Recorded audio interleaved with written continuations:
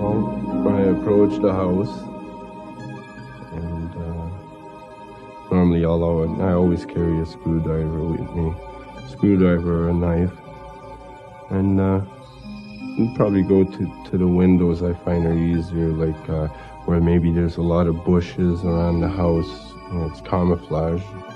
Because there's a gate all around, or a fence rather, all around the backyard, I guess they had enough coverage to get in with no problem. But then I ran upstairs and I started to look around, and all of a sudden, when I opened doors and pulled drawers, everything had been turned upside down and gone through like ransacked, and I thought, oh my God.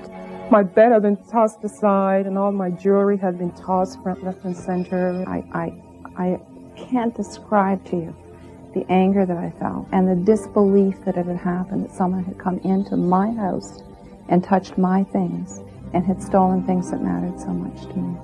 You feel violated to know that somebody's been around in your home and you don't know who it was and what they've been doing in your home. Once I'm in the bedroom, of course, I'll look for a jewelry box. Look in the closets, through the luggage, maybe through some papers, some files even. After the bedroom, like I said, I go to the living room right quick. If they got a wall unit or stuff like that, I go through it right quick. Again, try to find jewelry, money. And the policeman said the first time, he said, you know, there's always a possibility of them coming back. Because the first time they went after the small stuff, they went after gold and money, something they could stick in their pockets and go. And he said, a lot of times they're connected and they'll be back for the big stuff. And that's what they came back for, is the big stuff. It doesn't go away. It's in the back of your mind. And every time you walk through the door, it doesn't matter day or night, you're always looking around the house to see if it has been broken into again. More important to me than the fact that someone came in my home, they took things that I will never, ever get back. It's a little harder these days because people got deadbolts and there's all kinds of alarms. And then there's those sensor lights. So it's still, all depending if those people don't have that, then it makes it easy. Fact: most burglars commit their crimes during the day. Fact: burglars pick homes that look unoccupied. Fact: burglars pick homes where they won't be seen. Fact: police records show that 1/3 of all burglars break in through a basement window. 1/3 of all burglars force open a door or window to get in. And 1/3 simply enter through unlocked doors and windows using no force at all. Fact: you can do something to protect your home. At Royal Insurance, we've seen too often the consequences of break-in and vandalism. We've seen the financial impact, but more importantly, we've seen the emotional trauma that comes with this type of experience. I can relate to it because our home was broken into, and I know that the trauma part of it lasted with my family for a long time. And that's why I'm very pleased when we put this program together, because we think there are some very easy and inexpensive things that you can do to make your home safer. There are no guarantees that your home won't be broken into, but we think if you just follow up on a couple of these tips, you'll make your home a lot safer and more secure.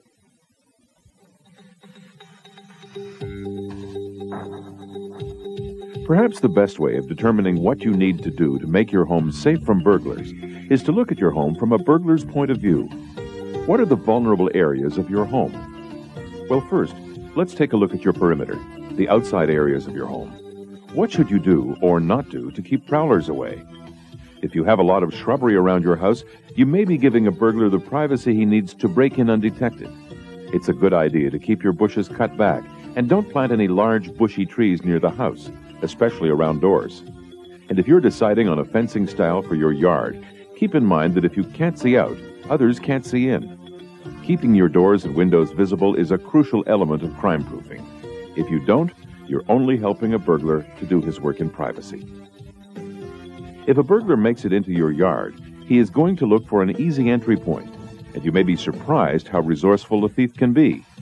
Any item in your yard or around the outside of your house that a thief could use to prop himself up to a window or roof should be chained up or locked securely away, perhaps in a shed or in your basement. you don't want to make an intruder's work any easier. While you're at it, if you're on cable TV and you still have a TV antenna tower that you're not using anymore, have it removed. If you're leaving the house or going to sleep, it's important to make sure all of your doors and windows are closed and securely locked. Make sure your windows can't be opened from the outside. In a few moments, we'll show you how windows can be pinned for extra safety. And remember, a screened window or door is no protection. If the burglar has access to a screen, he can cut it easily and slip inside your home without making any noise. A window air conditioner that's not firmly secured can be removed from the outside. Make sure yours is secured from the inside of your house. And when it comes to lighting the outside of your home, the more lights you have, the better. If possible, look for an automatic system that lights up at night, whether you're home or not. Outside lights that illuminate all around your property will help to discourage a burglar from approaching your house. If a burglar can easily get onto your roof, he'll again be looking for an easy way to get inside. This is why windows and doors on the upper levels should be just as secure as the doors and windows on the ground floor of your home. A prowler will usually look for clues that your home is unoccupied. The trick is not to help a potential prowler figure that out. For example, maybe you have a decorative shingle, plaque, or mailbox with your name on it. This information only helps prowlers. What they do is look up your name in the phone book and then call to see if you're home. Working in pairs, one calls your number while the other one listens to hear if your phone continues to ring unanswered. If you have to have your name displayed, just don't make it your full name. Now let's take a look at the door itself. Certainly, your exterior doors should be solid, not hollow. A solid door has less chance of being kicked in easily. If you're planning to replace your exterior door, consider choosing a metal door. Metal doors come in a variety of styles and offer greater protection against a forced entry. If you have door hinges on the outside of your doors, they should have a non-removable center pin, which is tamper-proof. If the center pins aren't non-removable, you have a security risk and should really replace those hinges. Or you can remove a center screw from each hinge leaf and insert a screw or metal pin that's half an inch longer than the hole is deep. Cut the screw head off with a hacksaw. When you shut the door, the screw fits into the hole on the opposite side and holds the door to the frame, even if the hinge pins are removed. Any door lock that can be opened from the inside should be at least 40 inches from the nearest glass, so that a burglar can't simply break the glass and reach in to undo the lock.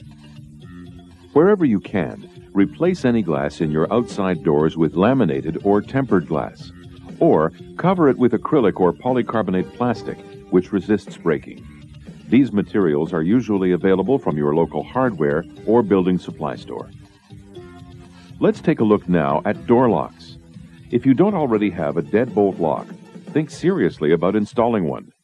Deadbolts are most effective when the bolt extends at least 1 inch into the strike plate. And please remember that any lock where you need a key to open it from the inside should be avoided. Door locks should stop people from getting in, not stop you from getting out in an emergency. Also, make sure your lock strike plates are securely fastened into the door frame with long screws, so they don't give way under force. Another important point to remember: night chains are not a substitute for door locks. They're easily compromised and offer you very little protection. Sliding patio doors are a point of entry to your home that deserves special attention. They're often not very secure, and any burglar knows they could be an easy way into your home. A bracing bar helps, but it's not enough. Your sliding doors should be pinned together when closed. Another easy security step is to drill a hole in the upper track and insert a screw that extends out into the runner and prevents the door from being lifted up and out of its track. If you live in an apartment, you also have a perimeter area to think about. For example, on the lobby directory, use only your first initial, not your full name. Where your landlord permits, you might add a second name to suggest you have a roommate. This may lead a potential thief to the conclusion that your apartment is occupied even after you leave. If you see an entrance door blocked open, close it and ask your neighbors to do the same. Before we move on, let's review perimeter security. 1. Keep your shrubbery cut back. 2. Secure window air conditioners from the inside. 3. Illuminate as much of your property as you can. 4. Exterior doors should be solid, not hollow, and metal doors offer added protection. 5. Replace or secure any vulnerable door or window hardware, including hinges, locks, and strike plates. 6. Secure any glass that's less than 40 inches from a door lock. And 7. If you see an apartment entrance door blocked open, close it. Now let's go inside your home, where there are also many things you can do to discourage burglars from even trying to break in. Above all, make sure your home looks occupied. Usually, the last thing a prowler wants is trouble or a confrontation. For instance, lights left on or off all the time send a clear signal to anyone who may be watching your home that no one's around. So make sure you maintain normal lighting patterns, even when you're away. You can do this with a few inexpensive timing devices available from your hardware store or building center. Simply set the time to turn your living room lights on when you usually use the room and off when you would leave. You can do the same thing in your bedrooms and kitchen. Just 2 or 3 timers can give the impression that your home is occupied all evening. And lighting is just as important for people who live in an apartment. A thief can easily determine from outside which apartments on which floors are completely dark. Now let's take a look at your windows, this time from the inside. We mentioned pinning windows earlier.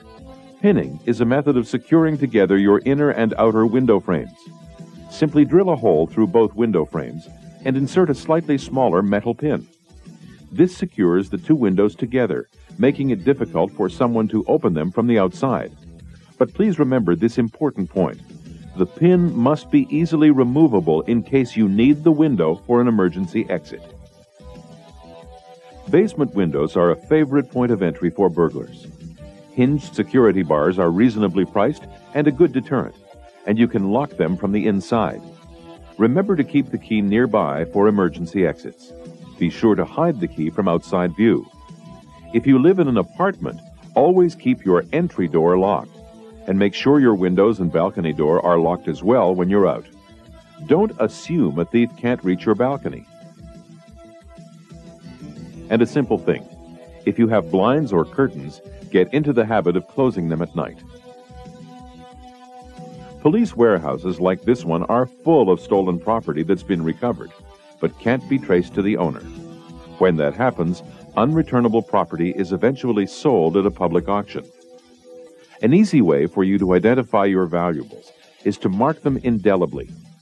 Most police departments will lend you an engraver, or you can buy one fairly inexpensively.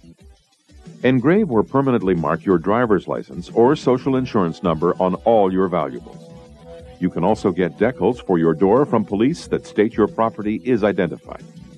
Once a thief realizes your things can be traced, he'll probably be less interested in stealing from you.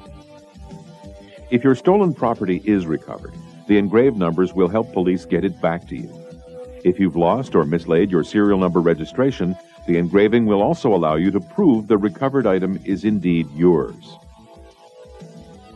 If you're like most people, you like to keep your jewelry handy, but this is just what thieves are counting on. It's always wise to keep jewelry and large amounts of negotiables in a safety deposit box. If you must keep jewelry and negotiables at home, keep them in unlikely places, not in your bedroom. Just remember to tell someone you trust where you put them in case you forget. And remember, don't store valuable items in your apartment locker or garage. These are notoriously popular targets for theft. According to police, the items most frequently reported stolen are jewelry, money, electronics, and liquor. But let's face it, everything in your home has value to somebody. Some recent insurance claims for theft include items such as headsets, needlepoint, road maps, a harmonica, ceramic figurines, vitamins, eyeglasses, binoculars, fishing equipment, an iron, and an electric fan. So as you can see, you never know what someone will be interested in stealing. Let's just review a few crime-proofing tips for inside your home. 1. Use timers to maintain normal lighting patterns even when you're away. 2. Never assume a thief can't reach your balcony. 3. Identify your property by engraving it or marking it with an indelible marker. 4. At home, keep valuables hidden in unlikely places.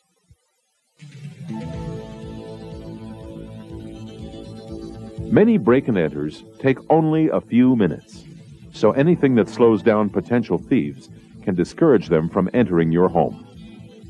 Home burglar alarms act as a good deterrent, as well as a way to tip off you and the monitoring station that an attempted break-in is taking place. However, burglar alarm systems can be expensive, ranging anywhere from a couple of $100s to several $1,000s. Not every system will be right for you. So if you decide to install a burglar alarm, look for one that will suit you and your family's situation. There are many kinds of burglar alarm systems, including magnetic contact switches for doors and windows, infrared detectors, and photoelectric beams. And be sure that the system you do choose is listed by the Underwriters Laboratories of Canada. Just a word of caution. While burglar alarms can be very effective, don't treat such an alarm as your total crime-proofing effort. Your home should be made as secure as possible first.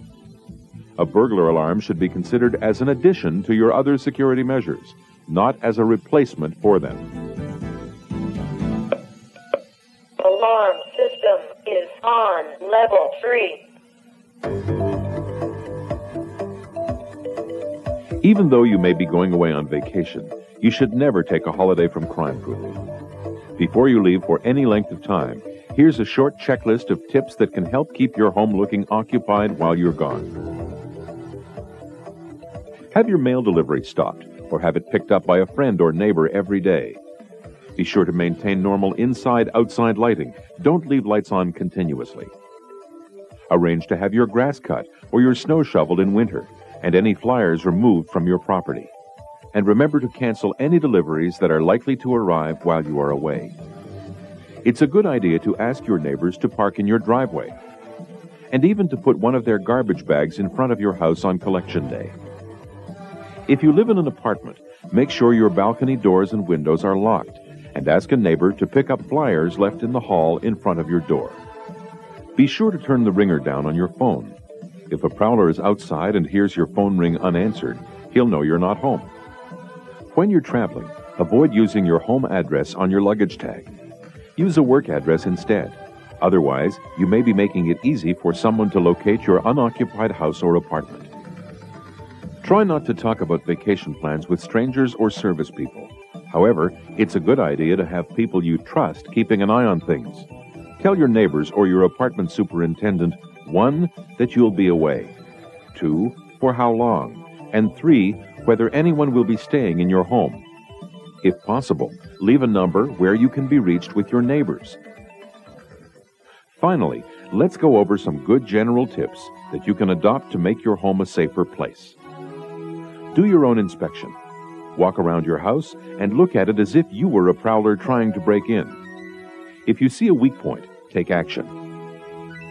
Don't leave notes on your door or in your mailbox indicating that you are not home. Don't leave keys under mats, flower pots, or over the door frame. These are often the first places a prowler looks.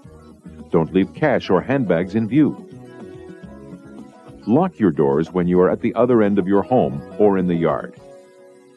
In apartment buildings, don't let people you don't know into the building, period.